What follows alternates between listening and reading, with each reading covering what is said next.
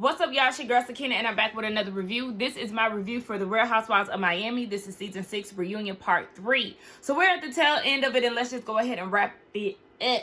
So it picks up where it left off last week with Larsa and Gertie going back and forth, and how Gertie is saying that she was hurt by Larsa. Larsa said that she was hurt by Gertie as well because Gertie called her fake. And before we leave out of this segment between the two of them, I do think that it is important for us to remember that this is a situation that was started by Gertie. And I'm just saying, as far as the start of their differences. Because, yes, I remember at the top of this season, Gertie came in talking about how Larsa is fake. And it did kind of feel like, where did this come from? Because y'all seemed to be cool the previous season. So then when Larsa asked Gertie about it or confronted her about it, Gertie was deflecting and she really didn't have an answer. And it was like, okay, yeah, you said that she was deflecting, but it just kind of seemed like something that was just out of nowhere.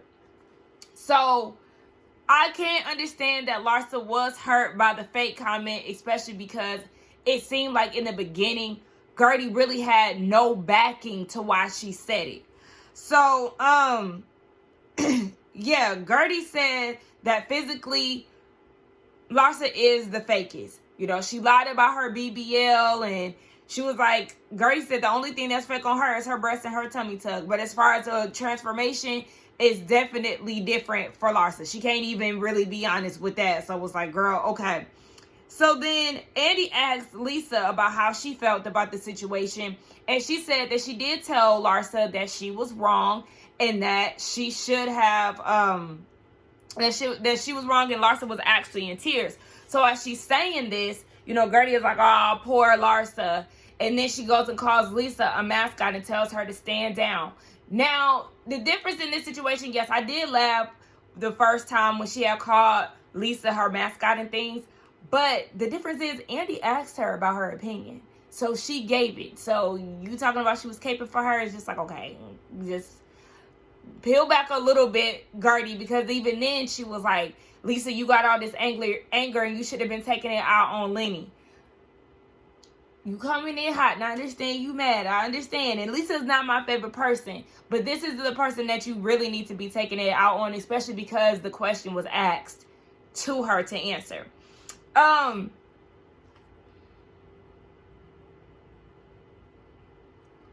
But I also was on Gertie's side when she did say that every time Lisa spoke, it was from Larsa's perspective. It wasn't like she was really holding her accountable. It was always for her to get Gertie to see Larsa's side. And that can be extremely annoying because it's like, don't worry about me. Don't go out your way to try to check me. You need to check your friend. Like, because at the end of the day, I don't care what she's saying at this point, because Larsa is just somebody who doesn't get it. And Lisa's somebody who don't get it too. So they're really two birds of a feather. At this point, Alexia is sticking up for Gertie and was like, don't you feel like Gertie deserved a one-on-one conversation? You know, when you see her, you automatically pull her to the side, have a one-on-one conversation, and apologize. And so Larsa is trying to tell Alexia not to talk. And Gertie's like, I need her to speak up because all of y'all were silent. And that was the issue that a lot of us had. The fact that y'all are so supportive when it comes down to Lisa and Lenny. But when it comes down to Gertie and her cancer and women speaking out of term in regards to her, everybody wants to be silent. And it's like, okay, even when it came down to Kiki, it seemed like the black women always have to defend themselves. Meanwhile, y'all huddle around Lisa in this divorce. It's like, yeah, y'all really ain't stepping up to the plate the way that y'all should be. So then you have Marcus in the back watching, of course, and we all still wondering why him and Jody are there on site when there's no other husbands there. But whatever. Marcus is there. It's like, oh, so now Alexia wants to speak up. I wish I can get on the stage so bad. I wish. You're a cornball. And let's just go ahead and address the comment that he said on Reunion Part 1. My brain be so scattered sometimes, y'all. At this point, I've gone to the point of just taking a few notes, you know, just to make sure that I'm covering everything that I want to speak on. Because I've been wanting to speak on Marcus in the comment that he made on Reunion Part 1, but it keeps slipping my mind every time. I think that it's so rude and so disrespectful for him to say that these women are not even good enough to clean your house. I thought that was so out of order, because as minorities in the country, yes, we're known to have occupancies as the maid, the cleaning lady, the nanny. You know what I'm saying? And it's like, well, historically, let me say, because we're moving on to bigger and better things. But I just thought it was very in poor taste for him to say that. You have a group of black women and majority Hispanic women, and you make a comment like that, like, whoa, that was disrespectful as hell. And it was so out of order. And then when he said that, I was like, the fuck? It just didn't sit well with me, but I forgot to touch on it. Marcus is a clown, just like his girlfriend, and he's just embarrassing to his damn family. But Larsa said that she went to Nicole to ask her if Gertie actually had cancer, because remember, Lisa said that it was a test and Gertie was testing her. So at this point, Larsa had to wonder, who tests people with cancer? Like, is this a real thing? But it was just more like a situation that Larsa should have went directly to Gertie about. And I kind of see why Larsa went to Nicole, just to kind of prevent any potential backlash. But yeah, she just should have went to her directly. And they feel like, I think it was Larsa who said that she feels like Gertie weaponizes her cancer. And that isn't the case for Gertie. She's just trying to showcase her life and just, show what it's like. But at the end of the day, Larsa and Gertie, they're not friends at this point. Larsa will have to show and prove in order for them to get on the good foot. But I just kind of feel like Larsa was in the wrong for sure. But you just have to know where you stand with her. Because I honestly would not have went to Larsa and been like, I need you to be there for me. If I call you, I need you to be there. Like, nah, I don't really like the way you handle me. You already said that you don't like her because she's dismissive, and now you want her to, be there for you and to be in support of you during this trying time. But it's just like, be with the ones who you're really close to and that really have shown up for you and show that they care. So then we get into the fabulous Kiki, okay? And she got a new man by way of Marisol. The funny thing is that the day that Marisol got her connected with a matchmaker, she got a phone call from somebody saying that this guy was interested in her. So, yeah, I tried to get my Google on and find this guy, but no picture showed up. But I did, see a picture of Kiki and her handsome son. But, yeah, who is this mystery man? And I'm wondering if he a white man or if he Hispanic. Where he from? But anyway, hopefully we'll get into that next season, because my girl will be holding a mojito. I'm claiming that for her.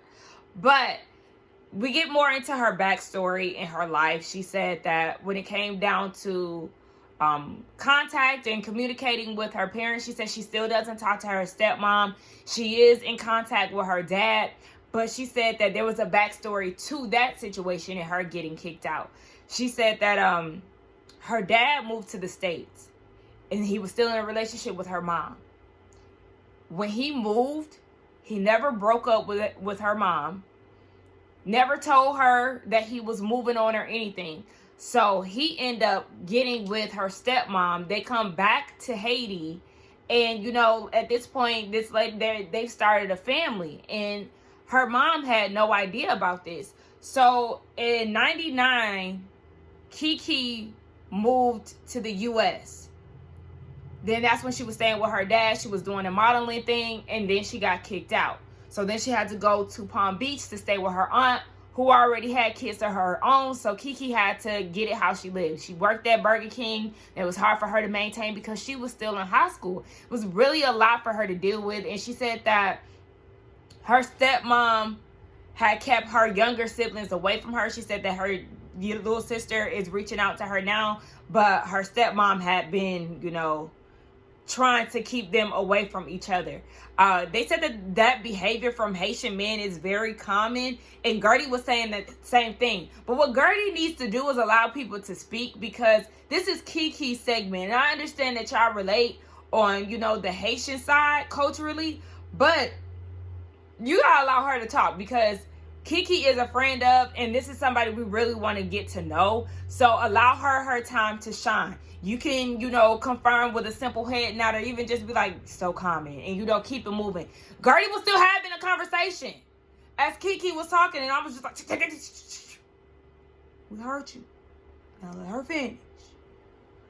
But yeah, Kiki said she was also really responsible for her mom. She said she came back here in 99. She moved her mom in 2012. She was the only child, so a lot of that pressure of taking care of her mom was on her. You know, when it comes down to, you know, immigrants, when they make it here, they support their families back at home. So she had a lot of pressure on top of having 2 kids. Kiki is gonna make me cry, y'all. So one of the viewers talked about how it sucked watching all the ladies bail on her swim week event, and she said yes, it did suck because she doesn't really throw events like that. She doesn't even feel comfortable inviting the girls over to her house because she lives in a 2-bedroom home and her daughter sleeps with her. And she said that she doesn't even throw parties for her kids. And when she says that, she started to cry. And y'all, it's like, okay, I'm gonna just say it. Gertie be irritating me sometimes. I don't know. I feel like I might have said that in my last year's recaps, because she was, you know, she was kind of getting on my nerves, you know. I'll say since the reboot. Let me just say that. Gertie is very theatrical. She is. Even, like, because that takes me back to how I kind of felt about her reaction to Julia losing her son. Like, it was very dramatic. And I understand that she lost a son too. But it did kind of feel like Gertie made that moment about her. And she has a tendency to just, like, overreact to certain things. And it's just like, girl, like, you know, she just... it's not about her right now. But yeah, because she was like, don't cry. Like, you know, it was just like, just tone it down a little bit, Gertie. But anyway, yeah, Kiki started to cry and get very emotional. And she said, you know, it's just hard. And all the ladies are rallying around her. And Julia's like, Kiki reminds her of her younger self, you know, being an immigrant, being a single mother, trying to model in this world. And we got a different side of Kiki. She's much more than, you know, sex toys and all of that. So I do appreciate that too. And I can definitely see the parallels when it comes down to Julia and Kiki. So I do love the fact that Julia spoke up on her behalf in regards to that. And so Lisa is like, look, we're going to throw a birthday party for your daughter. And shoot, she was like, since we talking about my daughter, my son, his birthday, October 5th. That's my cousin's birthday. But that was like, he 18. He 18? Why he don't look 18 in this pic? He's given 16. 16 carriages. I don't know. But anyway, yes. Kiki just has so much to give. And I'm going to say it again. I need her in a full-time position, especially with this story, because that just gives more insight to this reality game. Yes, she's a friend of, but this show is a really good show that needs better ratings and more attention. But she's a friend of the show on Bravo. She's being exposed, and it's like she's living in a 2-bedroom house. This just kind of showcases that, you know, what you may think is not what it is. And it's unfortunate, you know, because she's also a model. And I really hope that this platform catapults her career. I really, really do. Kiki's beautiful. She still got it as a model. She has the personality there. She's funny. But, you know, we are seeing a different side. And I really just hope that this takes her to the next level. And I want to see Kiki buying a house, okay? That's what I want to see. I want to see her getting new cars. I want to see her living the luxurious lifestyle because of the exposure from this show. So then they talk about Miami being the real star of the show. You know, we see the condos that they were looking at, the boats, and, you know, just all things Miami. And y'all know I'm going to Miami the first week of April, and I'm ready. I just bought my outfits. You know, we just secured a boat and all of that. So I'm ready. I need it so much, y'all. Like, y'all don't even understand. I truly need this vacation because y'all just be trying to keep it together, child. Anyway, yes, they talk about how expensive Miami is, and it's more expensive than LA. Then they got into Dr. Nicole and what her house is going to be done. So it's supposed to be done in April. Her baby is due at the end of April. So it's like a lot she's dealing with. And then they talk about Larsa giving her daughter a $2,500 allowance. Now, I know that LA is expensive. We all know that. But when you say things like after school she orders Uber Eats and she gets gifts for her friends, but she also works and she makes her own money, then it's kind of like, if she do all of this, do she need $2,500 from you at 15? I don't know. I think that I can't speak for, her parenting, and I'm not saying that what she's doing is a bad thing. It just kind of seems excessive if she's already, working and things like that. Because if she's working, then for me as a parent, then I would just you got your own money. So you got your budgeted out and all of that. That way you can build responsibility. But, hey, they got it to do it. So that's all that matters. So I don't even know how they got into it, but somehow Larsa and Gertie got into it again. And I'm like, Gertie, I know. And we always said, stay 10 toes down on Larsa. But now at this point, I'm tired, sis. I don't want to keep hearing about it no more. Y'all need to just let it be what it is. And then you got Marcus coming out talking about, you're the queen. Stay on your throne. Get this off my TV. Like, I just can't. He's so annoying. And it's cringy every time he speaks. We get into Julia's segment and the F Cancer event that she threw for Martina. Andy asked if Adriana thinks that Julia is a good singer. And I was like, first of all, can we listen to Adriana sing a cappella? Because we've only heard her over a track that was already recorded. I want to hear her singing voice, because I look at her like, a pop star or whatever, but nothing to the point where she can judge people's singing abilities.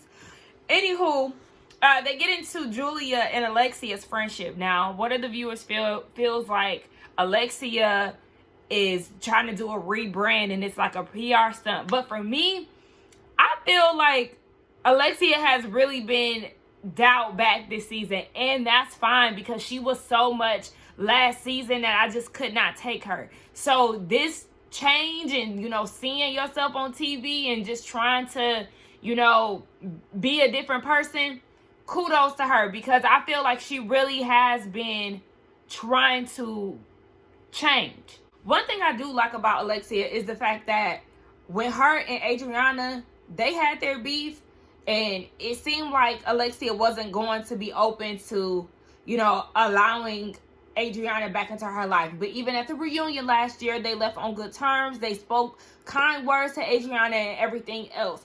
Then that's when Adriana got online, was talking ish after the reunion.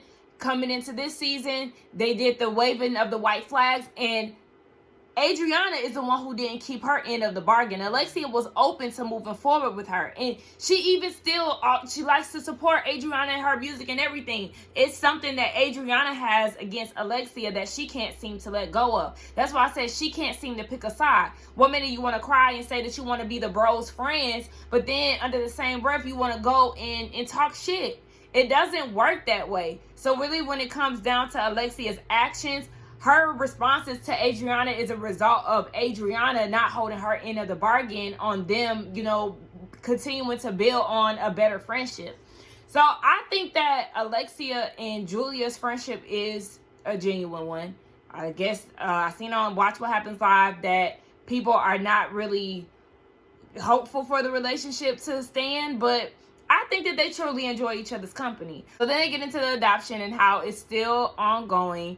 They got 2 agencies, and she said either way she's gonna be happy if they have a boy or a girl, but they do want to give themselves a year. And after this year, if it doesn't pan out, then it just is what it is. But I just feel like, dang, y'all are older. What is Julia, like 50, and Martina is like 60? Y'all is grandparent status. Just wait till one of your daughters get pregnant, girl. So they get down to the Mexico trip. And, you know, they got into the whole Todd, I don't have a Todd comment that Larsa made. And Alexia felt some type of way because she was like, yeah, girl, you had a Scottie Pippen, so you can't sit here and tell me that you didn't have a Todd. And she was like, well, I was saying that as a compliment. You know, I don't have a Russell. I don't have a da-da. I don't have... Girl, at the end of the day, Larsa, you're not a damsel in distress. You're not a single mother out here trying to get it. You've been with an iconic basketball player for 20 plus years. And when y'all divorced, you got some of his pension. You're living off of the money that he made. Yes, you're making your own money as well as an individual, but it all stems from his success. So you have a Scottie. That's what you have. And now you got a Marcus Jordan. I don't know what the fuck he do, but his daddy got coin, and we already know that. Shit, your ex was his teammate. So you know what's going on, girl. We don't want to hear none of that shit, Larsa. You're not a victim. It's not a woe is me type of situation. So it's falling on deaf ears, girl. We don't want to hear it. So, they get into the gondola ride. And Lisa said that she did regret throwing the dog food. And she was like, but you know, I was coming off of signing one of the documents that was so hard to do in my life. Girl, listen here, Lisa, don't start that shit, because you start tearing up and don't no water come out. So save it. We don't want to keep hearing about Lenny. Oh my gosh, a bubble just... Anyway, yeah, save it. We don't want to hear it. So they get on, you know, Kiki's reaction. And Kiki's whole thing is everybody told her to stop. Everybody told Lisa to stop. And when she made the comment about the dog, it was an issue. So Kiki spoke up. But it was just funny how she geared all of her energy and attention on Kiki when everybody said something. And she said that she feels like Lisa looks down on her as if she does not belong here. And she said that Lisa has a tendency to forget where she came from before Lenny. Exactly. I love the fact that Kiki is keeping it real with Lisa, because baby, you used to work at Dunkin' Donuts and everything else before you met Lenny. So you need to remember where you came from before you try to, you know, act like you just, oh my gosh, I can't do this. Oh my gosh, I can't do that. Like, girl, this elitist attitude that you have not always been that girl. Kiki feels like Lisa is entitled, and she treats, entitled and selfish, and she treats Kiki as if she doesn't belong in this group. And she was like, one thing about it, you gonna effing respect me. Okay? So at this point, Gertie is trying to get Lisa to understand Kiki's side, because this is how Kiki feels. She just really feels like Lisa don't really see it for her. And so she was like, you know, you keep making these comments, you know, are you going to fight me? Are you going to fight me? And even Andy was trying to tell her, like, it's coming off as a microaggression. And everybody kept saying that Lisa said it like 4 times. So it sounds like she may have said it more than what we seen on TV. It was just too much. So that's the reason why Kiki is feeling the way that she does. And then you got fucking boyfriends in the back, and Jody's talking about, they just misunderstand her. No, your girlfriend just doesn't want to see it. She doesn't get it. That's the issue. Like, I need y'all to stop showing them in the back, because it's starting to piss me off. It's starting to really piss me off. Now, Lisa said that she apologized for her delivery. And there was a silence that we all felt, because I was like, what do you mean just your delivery? Like, what about what you said? Because even Andy had to say that. And she was like, yeah, and what I said. Girl, at the end of the day, she don't get it. Kiki, she don't get it. She ain't gonna want to get it. Just leave it where it's at. But Kiki apologized for her part. And she said she's going to invite Lisa out more. She actually likes her and all of that. And then Andy had to feed Lisa her apology. Lisa didn't come out her mouth and say she apologized. You know, it just is what it is. Kiki said she was going to take baby steps. She didn't apologize. And for me, that's just very telling. Andy had to tell you to apologize. You didn't apologize to Julia. You're just not an apologizer. I don't even think she apologized to Gertie and how dismissive she was to her throughout this season. So don't put all your cards on Lisa, Gertie. I mean, not Gertie, Kiki. Don't do it. Just leave her where she at, and y'all can just be co-workers. So they're doing their farewells and wrapping up the season. So Adriana says she got something going on or going on tour with Emilio. Okay. Dr. Nicole getting ready for her baby, dressing her up in bows and all of that. Larsa, you know, she focusing on her kids. Lisa's doing something. Split well. I guess it's like to help people who's leaving relationships. But I'm like, how you gonna start a business like you some type of breakup guru and you be falling to pieces every time Lenny's name get brought up? What are you gonna do? Have you done any therapy? Like, I'm just kind of confused. What is this business exactly? Because I need more detail. Apparently Marisol gave her the name. She said Lisa said she don't remember that. I don't know. Marisol, speaking to her, she says she's married in Mexico and in Scotland. She's not in America, and it's purposely done that way. It's probably because of, you know, like splitting, divorcing, and all of that. So she said this is the way she want to do it. She in her 50s, so she can do what she want. Alexia's on the road to redemption. And, Kiki, she said she's grateful to be in a space where she can open up with the ladies. And, Alexia, she said that, yeah, she is on the road to being on good terms with the girls. Her next focus is Nicole. She said that they really do want to be friends. So, you know, she really wants to focus on that. Somehow, Larsa and Alexia got into it again because Larsa's like, you always try to single yourself out in the group. I'm the only one who doesn't lie. I'm the only da-da-da. And it kind of takes away from the group. Now, that I can see. I understand where Larsa's coming from with that because, yes, Alexia does do that. Like, she's the only one who is just this super honest person. It's like, girl, no. So Andy is eating this up. Wait a minute. Hold on. Before I get to that, Julia, they was talking about Julia and, you know, I guess her being like a truth teller or whatever, something like that. But she said the only thing that she doesn't believe is that Larsa's butt is real. And so Larsa was like, I don't understand your relationship with Martina. They're married. She's a lesbian. And she was like, because you like black penis. Andy said, you know, two things can be true at one time. She could be a lesbian married to Martina and still like black penises. So what? And then Larsa was like, but I mean, Alexia already told me about this. And Alexia was like, why do you keep putting my name in this? Like, Julia says this out loud. And everybody was like, yeah, she did. Julia told me this straight up. So it's like, stop trying to, you know, put me in the middle of every damn thing.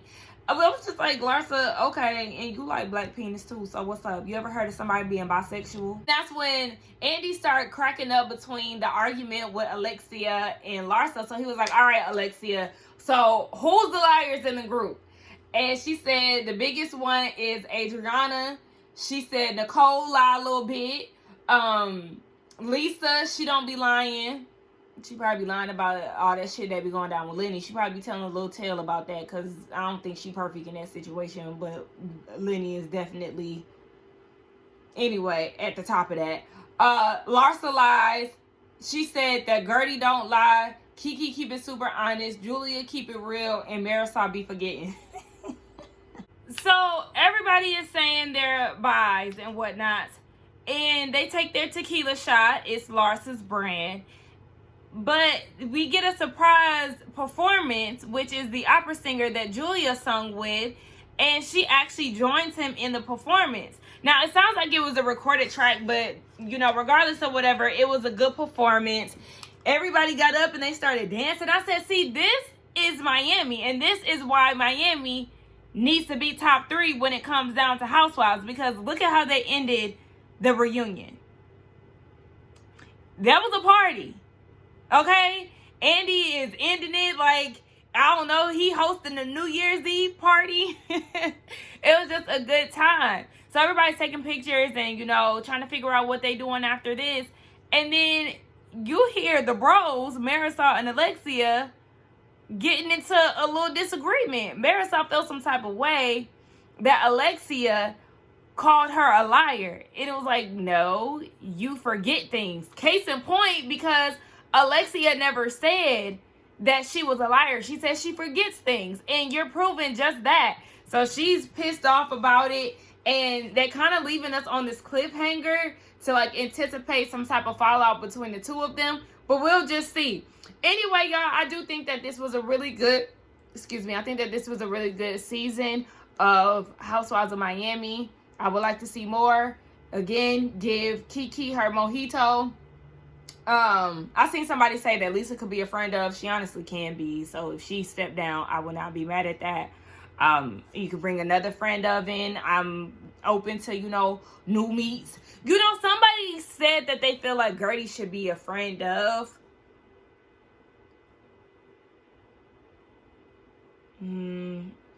No, I can't see that. Never mind. No, but Lisa can definitely be a friend of, and they can bring another new person into the group. Anyway, y'all let me know what y'all thought about this season and the reunion. Let's get down in the comments and talk. Don't forget to like, comment, and subscribe to my channel, and I will see y'all in the next one. Bye.